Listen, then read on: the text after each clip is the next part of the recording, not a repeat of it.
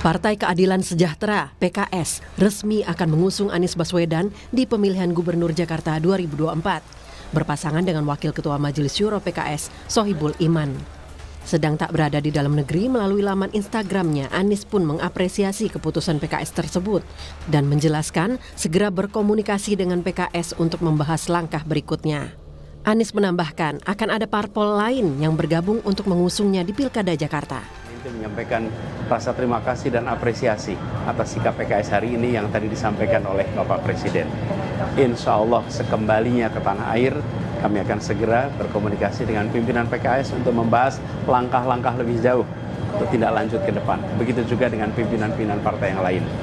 Kita sudah berjuang bersama-sama di Jakarta maupun di tingkat nasional bersama PKS. Insya Allah kita berjuang bersama-sama ke depan.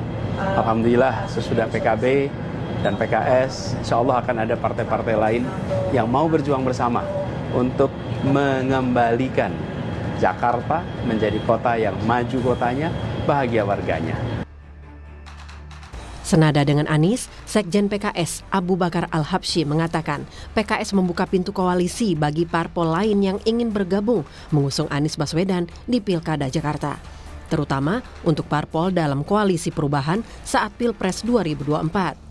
Nggak mungkin kita dengan partai yang sudah bergerak membawa Anies tidak didialogkan. Sangat mungkin. Kita kan lebih senang kalau semakin banyak yang mendukung lebih bagus. Iya toh? Tidak ada istilah kita batasi dalam dukungan. Lalu bagaimana dengan PDI Perjuangan, partai politik dengan suara terbesar saat pemilu legislatif? Ketua DPP PDIP, Puan Maharani menyebut PDIP masih menimbang semua nama potensial termasuk Anies Baswedan. Pak Anies juga masuk radar. Semua nama dipertimbangkan. Tapi kalau di Jakarta bakal ngajuin kader sendiri juga nggak sih Mbak Puan dari PDIP? Apa bakal Pak? Ada siapa sih Mbak nama kader PDIP yang sekiranya akan diajukan di Pilkada Jakarta Mbak yang paling menonjol sejauh ini? Nama yang menonjol tapi belum bisa dikeluarin. Nama lain yang disebut-sebut akan maju di Pilkada Jakarta adalah mantan Gubernur Jawa Barat Ridwan Kamil. Namun Partai Golkar masih menimbang untuk RK akan maju ke Pilkada Jakarta atau kembali bertarung di Jawa Barat. Pasalnya, RK yang juga akrab dengan Anies ini dinilai memiliki basis suara besar di Jabar. Keputusan Golkar mengusung Ridwan Kamil sebagai calon Gubernur Jakarta atau Jawa Barat disebut tergantung hasil survei. Ridwan Kamil itu tertinggi surveinya untuk di Jawa Barat. Di Jawa Barat. Jawa Barat, oke. Ya. Kan sekarang masih yang utama itu adalah survei. Sementara Partai Gerindra saat ini sedang membahas bersama Golkar untuk sosok yang bakal maju dalam Pilkada Jakarta. Sekjen Partai Gerindra, Ahmad Muzani juga menyebut soal peluang Ridwan Kamil maju di Pilkada Jakarta. Namun Muzani menyebut belum ada satupun rekomendasi dari Gerindra. Jakarta begitu Pak Sekjen? Sampai sekarang belum dikeluarkan rekomendasi untuk DKI. Bang, apakah betul kalau misalnya Gerindra dan Golkar udah Saya belum taken rekomendasi untuk DKI. Bang Muzani, apakah betul RK gitu ya Pak Muzani? Saya belum taken untuk DKI. Untuk siapapun. Apalagi? Pendaftaran Pilkada ke KPU dibuka mulai 27 Agustus 2024. Namun jauh hari, partai-partai besar sudah pasti menimbang dan memilih siapa sosok yang akan diusung. Tak hanya kapabilitas, namun elektabilitas sudah pasti menjadi tolok ukur utama parpol demi memenangkan pertarungan di daerah. Tim Liputan, Kompas TV.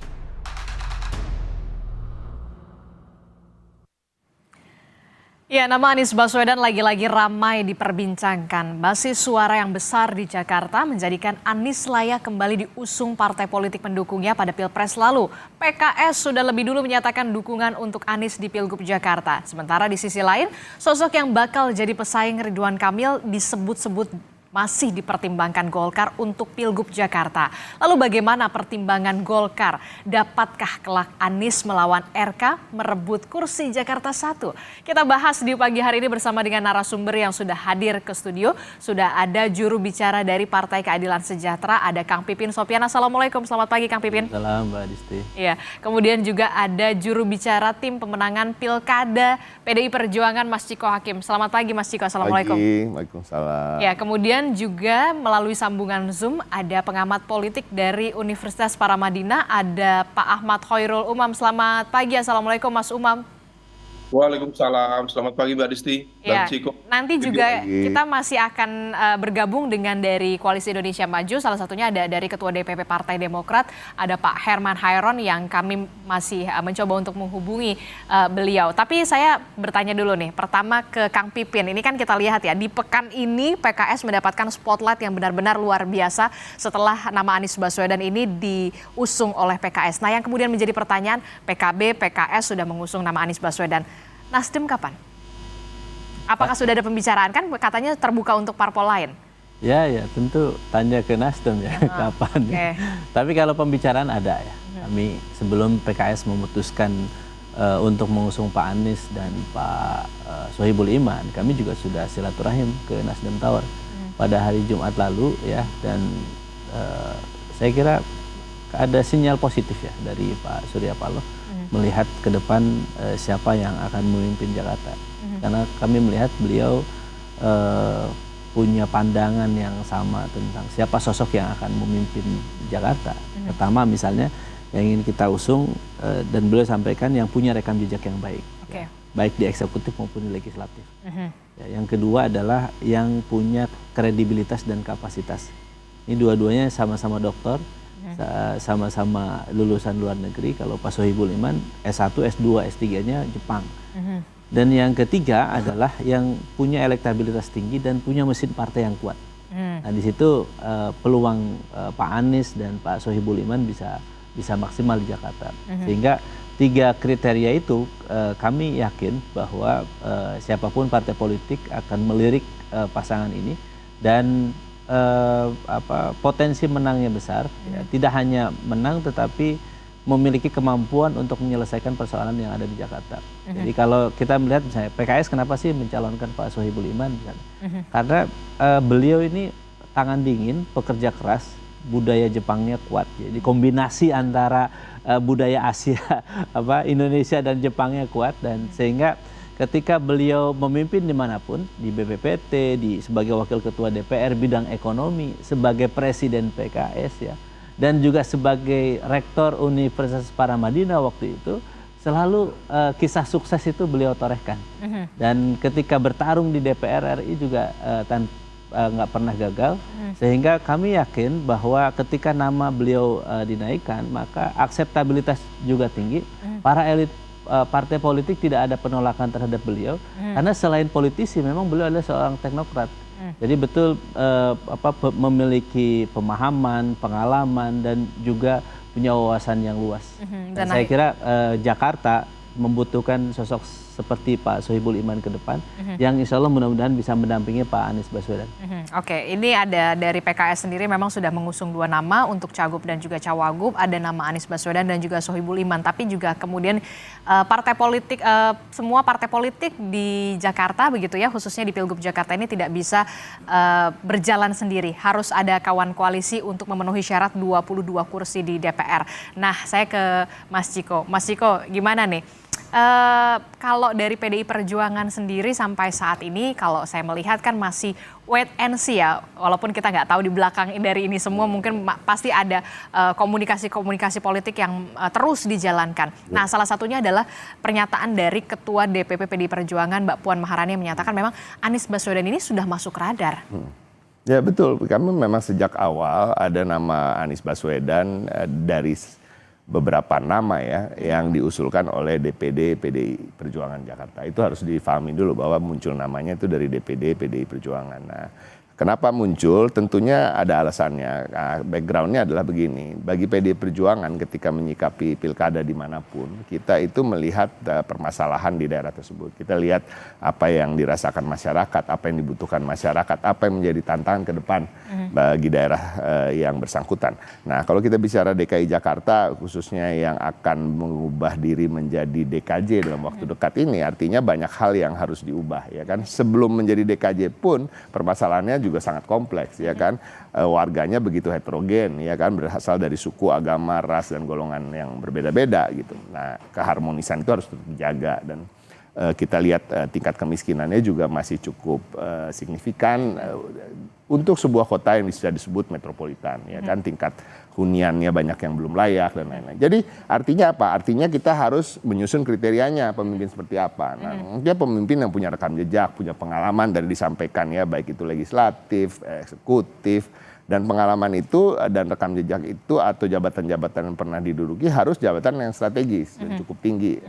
Syukur-syukur pernah memimpin di daerah tersebut. Nah, makanya salah satu nama yang muncul adalah Anies Baswedan, begitu juga Basuki Cahayapurnama, begitu juga Pak Jarot, begitu juga kita bicara soal yang pernah menduduki jabatan strategis lainnya, Pak Andika Perkasa, ya kan, mantan Panglima, ada Bu Risma, juga pernah jadi kepala daerah, sekarang jadi menteri. Ada beberapa nama lain seperti Prasetyo Edi Marsudi, Ketua DPRD, ada Charles Honoris, anggota DPR RI yang dari Dapil Jakarta Barat dan Utara. Jadi ini satu, ya, berarti masuk radar gitu. Secara objektif, walaupun kita pernah berseberangan, berkontestasi, ya kan, saling melawan, berkompetisi, tetapi dalam kriteria yang kita usung itu nama beliau termasuk, kan gitu. Tapi ke depannya memang sekarang ini, hari-hari ini PDI Perjuangan itu masih fokus untuk mengerucutkan nama. Mirip-mirip lah sama Partai Keadilan Sejahtera, mengerucutkan nama dari internal kami. Kenapa? Karena itu tadi, kita merasa kita juga pernah memimpin Jakarta dan relatively sukses, ya kan. Kita juga eksistensi kita di Jakarta ini sebagai partai ini juga sangat signifikan suaranya selama beberapa pemilu, ya kan. Cuma kemarin kita dikalahkan sama Bang Pipin nih, ya kan. Namun, PKS. artinya kita pun merasa pantas untuk mengusung calon, masuk nama dalam bursa cagup ataupun cawagup. Nah, ini dulu yang menjadi fokus dan perhatian kita sekarang. Baru nanti kalau ini sudah mengerucut, ya kan, diambil the best of the best. The best of the best itu dari mana sih ngelihatnya? Bukan hanya elektabilitas. Kalau kita bicara elektabilitas, jujur gampang sekali. Basuki Cahayapurnama elektabilitasnya paling tinggi sekarang di internal kami gitu. Bahkan kalau dilempar 3 nama, Anies, Ahok, dan RK, yang bersaing di nomor 1, nomor 2 tuh bukan Anies dan RK loh. Anies dan Ahok. Baru RK di nomor 3 gitu. Ini real gitu di lapangan, kita bicara survei. Tapi kan kembali lagi bukan hanya sekedar elektabilitas. Tingkat penerimaan dari parpol lain ketika kita ingin berkoalisi itu juga harus dipikirkan. Jadi banyak hal gitu ya dalam politik ini, masyarakat kan pinginnya cepet-cepet aja nih, siapa sih mau nyalonin siapa, ini gitu. Mereka melihat Anies Sohibul Iman gitu. Tapi kan banyak yang nggak tahu bahwa kursinya belum cukup kalau PKB nggak fix, ya kan, kalau Nasdem belum pasti, kan gitu. Nah, ini juga harus menjadi pertimbangan kami gitu. Nah, kita apresiasi apa yang dilakukan oleh PKS. Itu move yang menurut saya sangat baik, move sebagai partai yang memang menempatkan posisinya bahwa kita pemenang di sini, kita berhak. Ya, kita harus melakukan move yang pertama gitu. Itu sangat bagus. Coba ke depan tentunya saya masih meyakini lah, masih bisa dinegosiasi di antara nama-nama itu. Gitu, nah, ya kan? itu dia. Bisa jadi kan nama Pak Aniesnya bisa nggak ada gitu ya. Bisa jadi dari PDI Perjuangan dan Pak Sohibul Iman misalnya kan gitu. Atau nama yang keduanya gitu kan, masih ada negosiasi. Atau ada poros ketiga gitu kan, PDI Perjuangan dengan Partai Kebangkitan Bangsa misalnya, iya kan? Karena PKB nggak happy, nggak kebagian namanya di antara kombinasi itu kan gitu.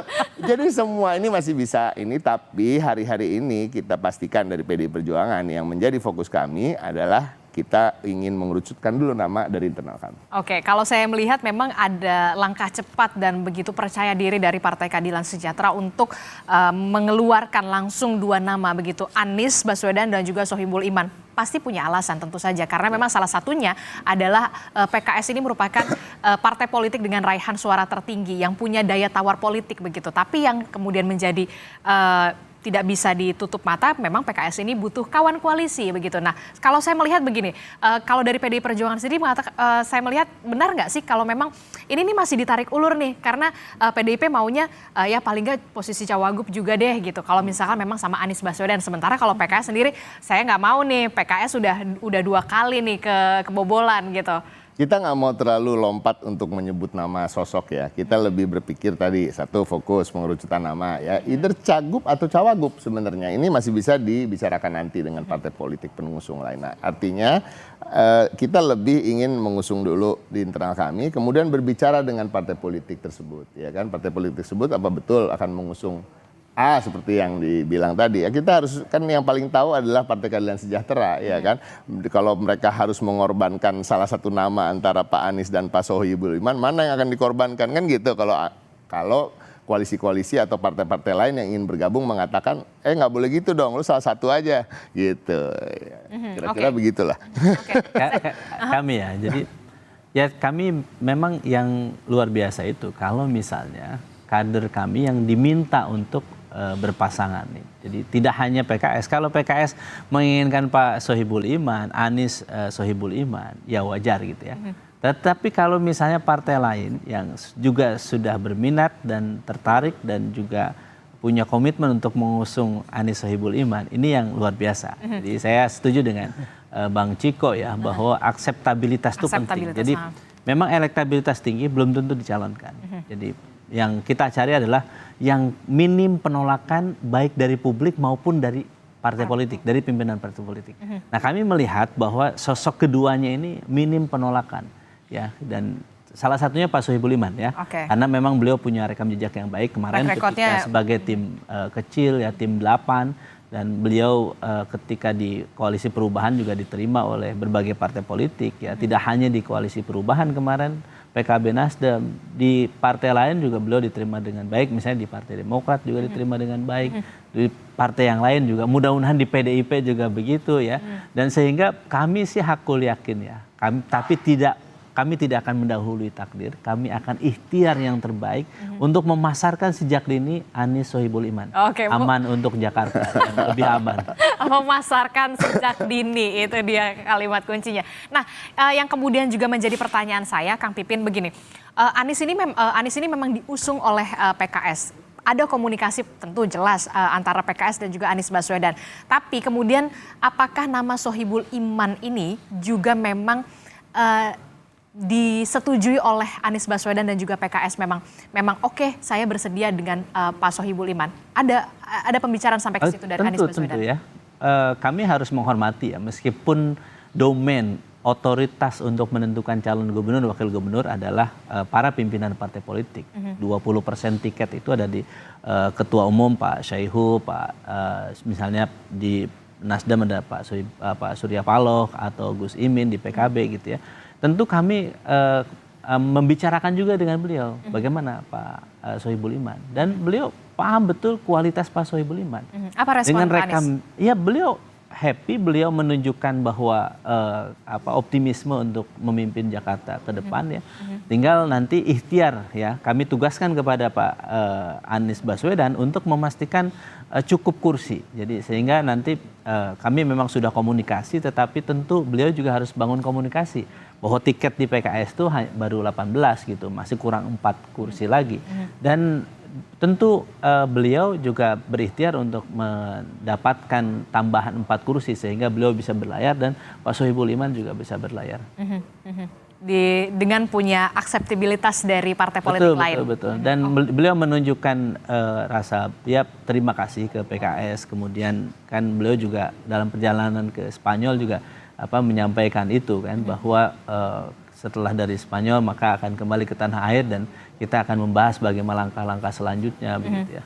Tapi dalam video itu tidak disinggung secara spesifik nama dari kader PKS Pak Sohibul Iman, kalau memang beliau bersedia bersama dengan Sohibul Iman. Itu yang kemudian menjadi pertanyaan saya juga sebenarnya. Karena kita memahami ya bahwa beliau juga harus membicarakan ini dengan partai yang lain. Betul. Jadi sehingga kita tentu beliau juga harus berkomunikasi misalnya dengan Nasdem, PKB atau nanti dengan PDIP begitu ya. Atau Sehingga, nanti. ya, jadi proses itu kami pahami ya bahwa beliau menerima Pak Sohibul Iman ya, kan politik itu ada panggung depan ada panggung belakang ya. betul. Jadi bisa jadi memang beliau memahami bahwa apa yang disampaikan oleh PKS, tetapi mungkin beliau juga izinkan untuk berkomunikasi dengan partai lain sehingga cukup 20% bisa berlayar. Oke, saya ke Mas Umam. Mas Umam, ini kan langkah yang cepat dan percaya diri dari Partai Keadilan Sejahtera sebagai partai yang kemudian punya raihan tertinggi di Jakarta, begitu mengusung langsung 2 nama sebagai cagup dan juga cawagup, nama Anies Baswedan dan juga Sohibul Iman. Tapi PKS ini kan di sisi lain juga masih membutuhkan kawan koalisi. Nah, ini yang kemudian masih digodok, apakah nanti akan ada perubahan untuk berebut nama calon wakil gubernur atau seperti apa nanti dinamikanya, Mas Umam? Langkah dan juga manuver dari PKS ini adalah sebuah ekspresi kepercayaan diri, ya, tapi juga di saat yang sama ya cukup wajar karena PKS pertama memiliki kapasitas untuk melakukan itu sebagai jawara dari Pileg 2024 yang lalu di Jakarta. Tetapi di saat yang sama juga langkah dari PKS ini adalah sebuah refleksi dari perjalanan panjang dalam proses interaksi berkoalisi. Kalau misal kemudian kita cermati, semalam saya diskusi panjang lebar sama Kang Pipin, ada sebuah trauma yang cukup serius yang barangkali dirasakan oleh PKS.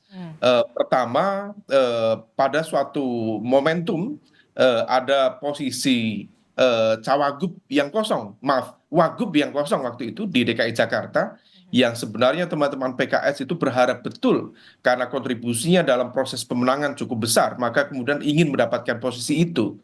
Tetapi dalam situasi dan juga perkembangannya, PKS tidak mendapatkan itu. Sekali lagi, PKS legowo. Lalu di momentum kedua, ketika kemudian terjadi pembentukan koalisi perubahan, PKS juga untuk kesekian kalinya di fait accompli. Karena kita tahu terbentuknya Amin itu adalah sebuah produk dari kesepakatan antara Pak Surya Paloh dengan Caimin, dengan Abdul Muhaimin Iskandar. Artinya antara Nasdem dengan PKB. Sementara posisi dari PKS seolah kemudian di fait accompli, padahal PKS adalah pemain lama dalam mengusung nama Anies Baswedan. Nah, apa yang dilakukan PKS ini adalah sebuah langkah yang sebenarnya mengkopi dan juga mempelajari secara detail apa yang dilakukan oleh PKB. Kalau bisa ngedil dulu, ya deal aja dulu. Nah, ini yang kemudian dilakukan. Nah, maka kemudian barangkali yang diharapkan oleh teman-teman PKS adalah ya terutama PKB sebagai salah satu partai di dalam koalisi perubahan juga bisa menerima itu. Karena kalau dulu PKS di fait accompli, maka dalam konteks di Pilkada DKI Jakarta, ya PKB seharusnya juga bisa menerima. Toh juga komposisi kekuatan suaranya juga terpaut cukup signifikan. Praktis ada sekitar 8 perbedaan jumlah kursi di DPRD. Nah, ini yang kemudian akan mengalami dinamika. Kalau misal kita cermati statement terbaru ya dari DPP PKB yang direpresentasikan oleh statement dari Mas Syaiful Huda, ada semacam dinamika yang perlu diantisipasi oleh Anies Baswedan, oleh PKS atas keputusan untuk mengusung Aman ini, Anies Baswedan dan juga Bapak Sohibul Iman.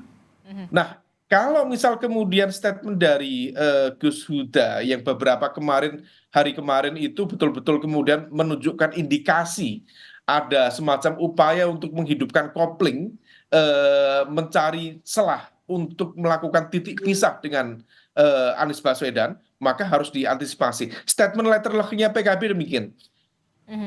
Penunjukan Aman menjadi kurang menarik. Kemudian di saat yang sama penunjukan Aman menjadi ruang bagi partai-partai lain untuk ikut berpartisipasi dalam proses pembentukan koalisi itu.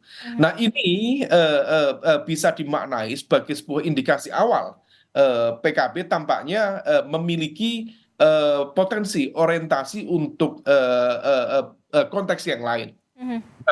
Dinamika ini harus betul-betul diantisipasi betul oleh Anies Baswedan dan juga PKS, karena kalau misal kemudian rontok satu dukungan terutama dari PKB sebagai salah satu elemen dari koalisi perubahan, maka praktis terjadi pengurangan cukup signifikan dalam level konteks DKI Jakarta.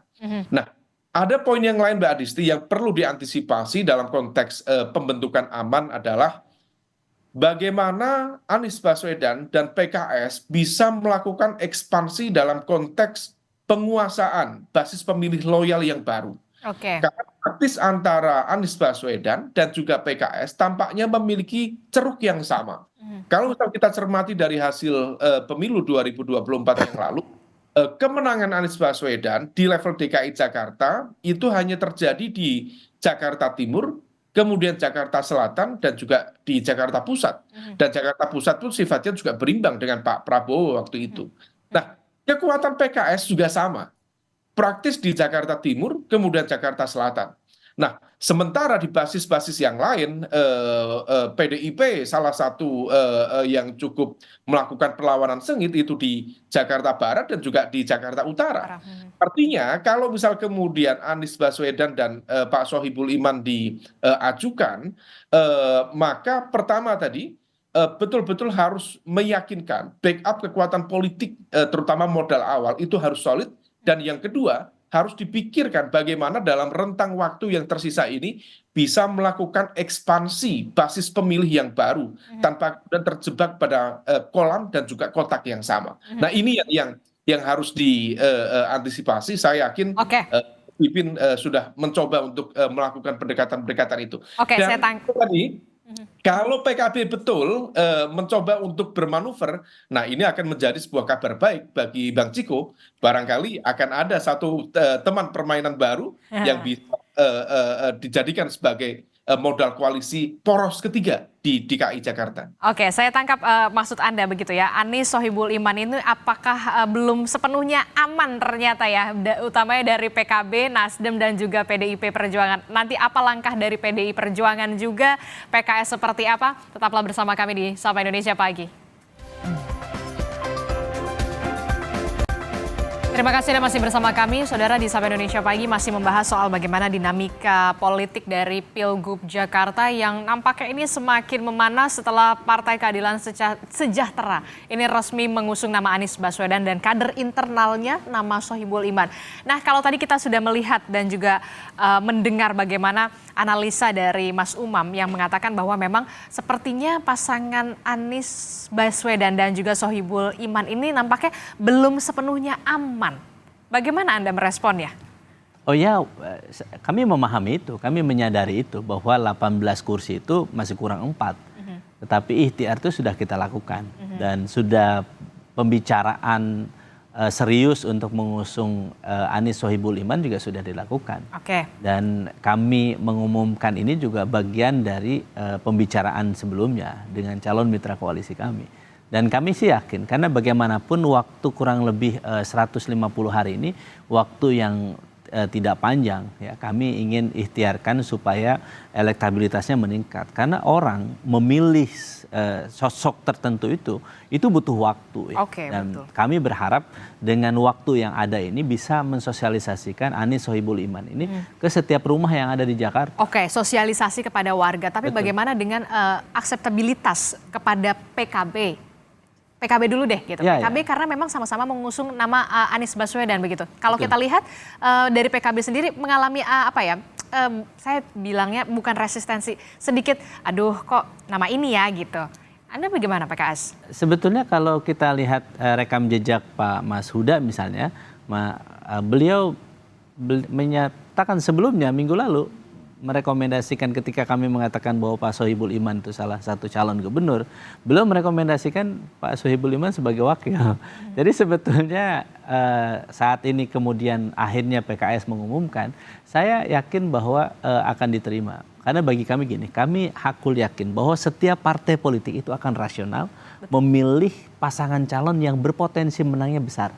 Dan untuk bisa diterima, menaikkan elektabilitas, diterima oleh partai-partai, memang caranya adalah ya kita banyak sosialisasi kepada masyarakat. Karena elektabilitas, disukai, mau dipilih, dicintai oleh rakyat warga Jakarta. Kalau ini. elektabilitasnya leading ya mau Betul. gimana gitu. Ya, saya kira nanti juga bisa jadi Bang Ciko juga melirik Aman ya. Aman ini sebagai pilihan utama di Jakarta. Oke. Gimana Mas Ciko? Iya, Aman lah, aman nggak? Aman nggak? Nggak, kalau aman belum lah ya. Aman belum, oke. Belum aman. Tapi gini, tapi yang disampaikan oleh Kang Pipin tadi itu kan bisa nggak salah juga. Karena politik ini kan dinamis, ya cair. Kita juga bukan melihat dari sisi kita sendiri aja.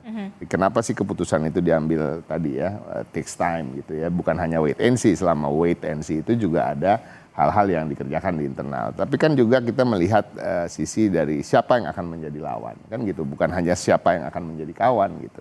Nah, tapi kembali lagi semua juga yang kita anggap bisa menjadi lawan bisa jadi akan menjadi kawan. Kan ini sebenarnya sangat dinamis gitu. Nah, dengan jumlah partai yang ada di Jakarta itu dan perolehan kursinya itu memungkinkan juga untuk muncul 3 poros. Nah, ini juga bisa menjadi hal yang dipikirkan. Menarik, 3 poros yang memang kalau memang PDI Perjuangan ingin memajukan kader internalnya sebagai calon gubernur. Betul, dan itu sampai hari ini belum berubah bahwa kita ingin nama kader dari internal kami masuk dalam kombinasi nama either Cagup atau Cawagup. Kawan koalisinya siapa kira-kira PKB? Bisa PKB ya kan, kita nggak tahu juga Nasdem. Karena sekarang yang seakan-akan ya sudah sangat fix itu kan Sohibul Iman dan Anies, itu PKS lah kasarnya. Kan kita harus put aside dulu nama tokoh, kita harus bicara soal parpolnya dulu karena ini kan memang ajangnya partai politik ya, pilkada. Pencalonan dalam pilkada ini adalah ajangnya partai politik. Karena apa? Karena ada persyaratan jumlah suara dan jumlah kursi. Artinya kita harus melihat jumlah kursi tadi 15 kurangnya cuma 18 kurang 4. Dikurangin loh Mas Ciko. Sebenarnya ya, yang 15 kita. Kenapa nggak kita balik aja? Jadi intinya gitu. Jadi itu dulu yang kita lihat dan sampai hari ini walaupun PKS tadi sudah seakan-akan fix menyebut 2 nama itu, tapi kan kembali lagi masih kurang 4 kursi. Jadi semuanya masih bisa cair dan dinamis. Tapi yang bisa dipastikan dari PKS adalah kalaupun tidak mengusung 2 nama itu, salah satu nama. Itu yang kita harus patut apresiasi. Ya, kita harus hargai itu. Oke, menarik juga soal pembahasan poros ketiga ini begitu ya. Kalau memang betul PDI Perjuangan ingin memajukan kader internalnya sebagai calon gubernur ya kan, karena juga punya posisi 15 kursi walaupun memang harus ada kawan koalisinya juga. Nah, sudah bergabung bersama kita dari Partai Golkar sudah ada Ahmad Doli Kurnia. Selamat pagi, assalamualaikum Bung Doli. Waalaikumsalam. Ya, kita dari tadi ngebahasnya Anies Sohibul Iman, Aman, Anies Sohibul Iman terus gitu ya, PKS, PDIP. Nah, nih saya mau tanya sekarang kalau dari Golkar sendiri begitu ya, bagaimana soal Ridwan Kamil? Ini kan ada juga yang cukup mengejutkan, salah satu pernyataan dari Partai Demokrat yang mengungkap bahwa Koalisi Indonesia Maju ini sudah sepakat untuk mengajukan nama RK di Jakarta, bukan di Jawa Barat. Saya ingin minta penjelasan dari Golkar sendiri bagaimana, sudah sampai ke situ memang? Saya juga tidak tahu ya apa yang disampaikan teman-teman Demokrat itu, keputusannya itu di mana dan kapan ya. Karena setahu saya bahwa pertemuan antara ketua umum kami dengan ketua umum partai politik di Koalisi Indonesia Maju ini kan sebetulnya juga sering terjadi ya, atau bahkan komunikasi informal juga mungkin hampir setiap hari mereka berkomunikasi gitu. Nah, informasi yang kami dapatkan tentu dari ketua umum kami ya, bahwa sebetulnya sampai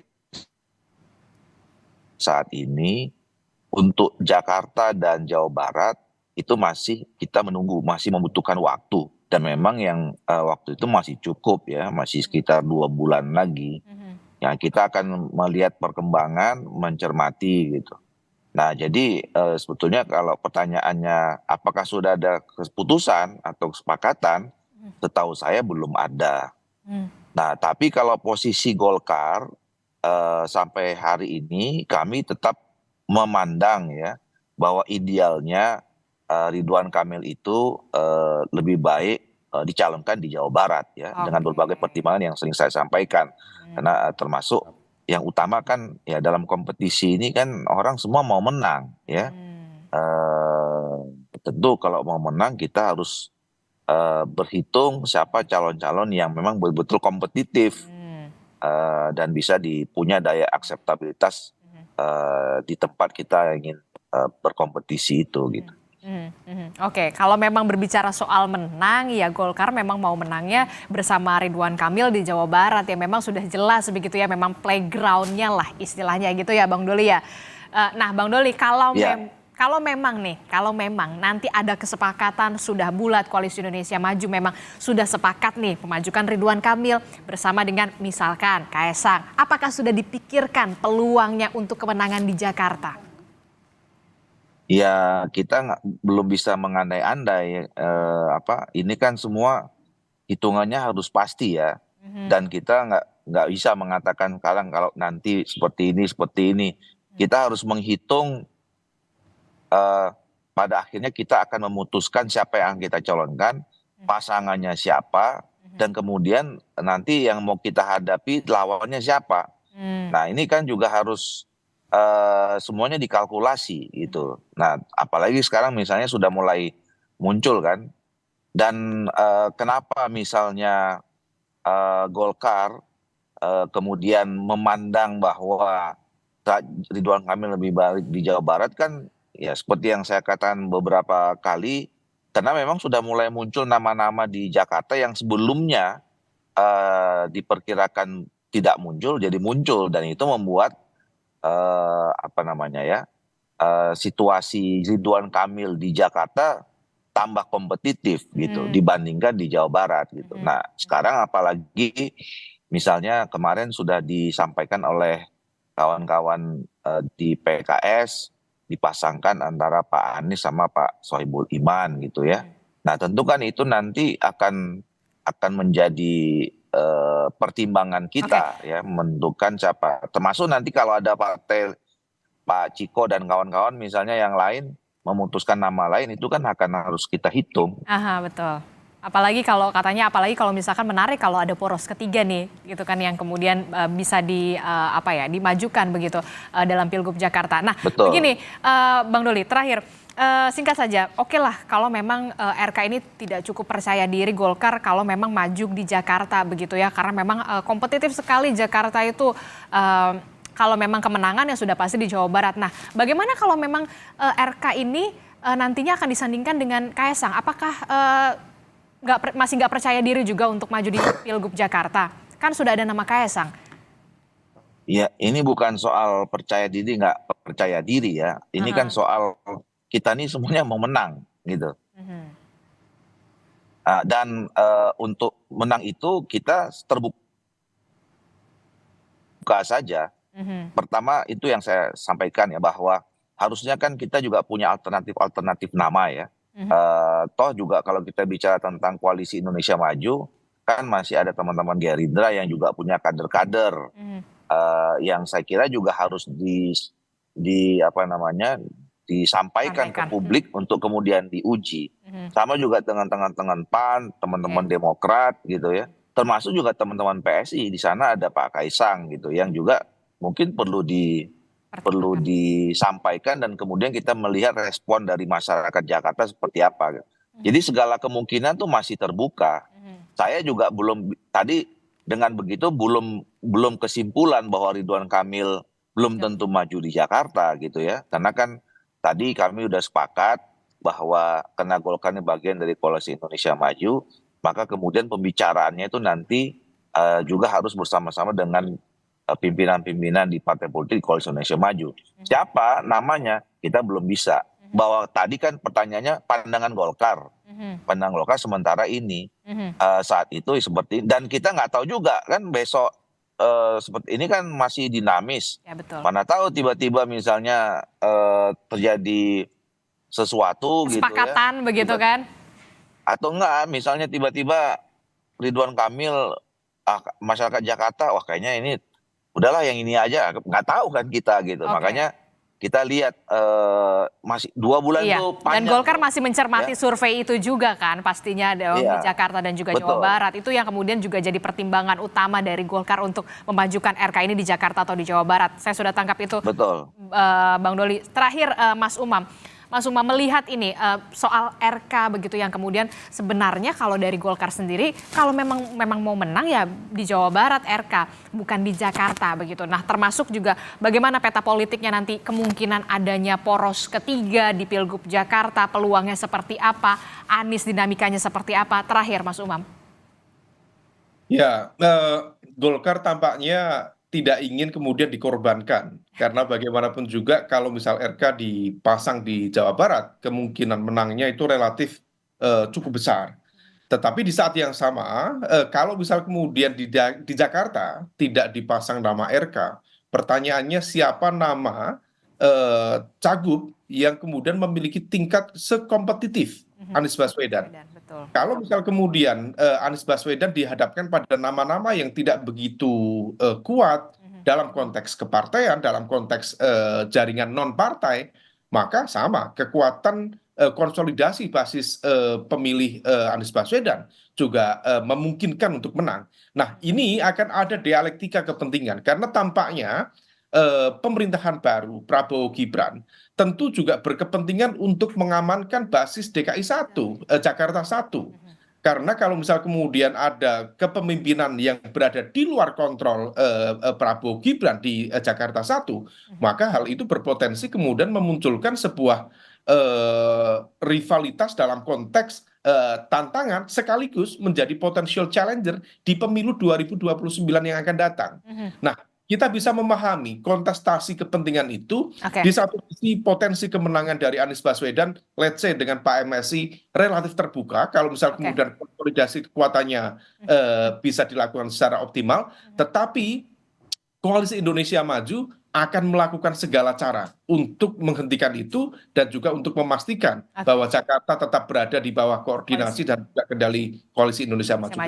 Terakhir untuk nama Anies Baswedan ini peta politiknya akan seperti apa? Betulkah nanti akan ada peluang poros ketiga? Singkat saja, seberapa besar peluang poros ketiga itu muncul di Pilgub Jakarta? Poros ketiga akan ditentukan oleh PKB. Dan PKB adalah partai yang punya track record manuver yang cukup lincah, cukup fleksibel dengan segala judgement. Kalau misal menggunakan argumentasi moral etik, fatsun politik, kalau kemarin PKS saja mau menerima dalam tanda kutip dibegitukan, di fait accompli untuk menerima komposisi Amin, maka seharusnya PKB juga mau menerima untuk legowo menerima gantian lah ya ibaratnya. Gantian. Tetapi kalau misal ternyata PKB tidak mau menerima itu dengan baik, maka ini peluang besar bagi PDIP. Karena PDIP dalam sejarah pasca reformasi tidak pernah menjadi makmum di DKI Jakarta. Selalu menjadi imam. Barangkali manuver PKB dalam konteks ini menyelamatkan muka PDIP untuk tetap menjadi imam dalam kontestasi pilkada yang akan datang. Oke, menarik sekali dinamika politiknya ini semakin panas, semakin menggemaskan. Terima kasih Mas Ciko Hakim telah bergabung bersama kami, Kang Pipin Sopyan dari PKS, kemudian ada Bung Doli Kurnia dari Partai Golkar dan Mas Umam. Terima kasih Bapak-Bapak, sehat selalu. Assalamualaikum. Waalaikumsalam.